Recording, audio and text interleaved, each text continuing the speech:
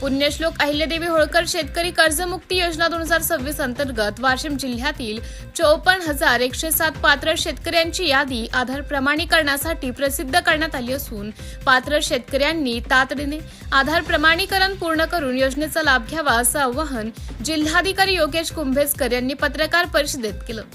योजनेत कर्जमाफी, एक वेळ समझोता योजना, ओटीएस आणि प्रोत्साहनपर लाभ असे 3 घटक असून पात्र शेतकऱ्यांना 2 लाख रुपयांपर्यंत कर्जमाफी मिळणार आहे।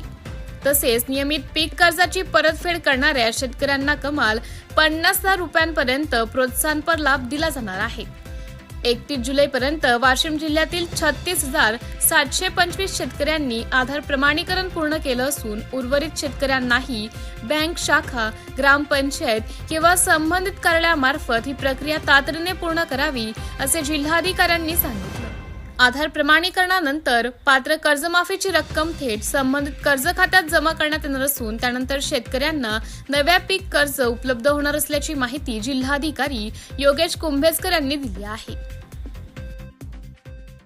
पुण्यश्लोक अहिल्यादेवी होळकर शेतकरी कर्जमुक्ती योजना 2026 अंतर्गत वाशिम जिल्ह्यामध्ये आता जी पहिली यादी रिलीज झाली आहे त्यामध्ये 54,107 शेतकऱ्यांचं नाव आहे।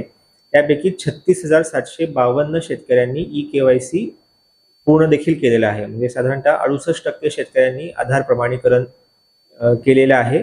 उर्वरित शेतकऱ्यांना देखील आवाहन आहे की आपल्या जवळच्या सेतू केंद्रावर जाऊन आपण ही कार्यवाही पूर्ण करून घ्यावी। यामध्ये काही शेतकऱ्यांनी प्रश्न उपस्थित केले होते की जसं मयत शेतकऱ्यांच्या बाबतीत काय कार्यवाही करावी लागेल, तर त्यांचे जे वारस असतील त्यांना बँकेमध्ये जाऊन वारसाच्या नावावर खातं शिफ्ट करावं लागेल आणि आधार सोबत लिंक करावं लागेल।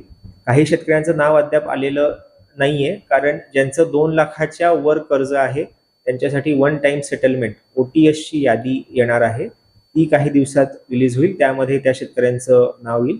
तसेच ज्या शेतकऱ्यांनी नियमित वेळेत कर्ज फेडलेलं आहे त्यांना 50,000 रुपयांपर्यंत जी प्रोत्साहनपर रक्कम मिळणार आहे त्याची देखील यादी काही दिवसांनी येणार आहे। तर त्या यादीमध्ये शेतकऱ्यांनी आपलं नाव तपासावं। कोणत्याही बाबतीत जर आपल्याला काही अडचण असल्यास DDR जिल्हा उपनिबंधक सहकारी संस्था किंवा जवळचं तहसील ऑफिस, जिल्हाधिकारी कार्यालय इथे आपण आपलं म्हणणं मांडू शकता। आधार प्रमाणीकरण करताना देखील तिथे जी अमाऊंट दिसत असेल त्या कर्जाच्या अमाऊंट विषयी जर आपल्याला काही ग्रीव्हन्स असल्यास, काही तक्रार असल्यास त्या पोर्टलवरच तुम्हाला ती तक्रार नोंदवता येईल।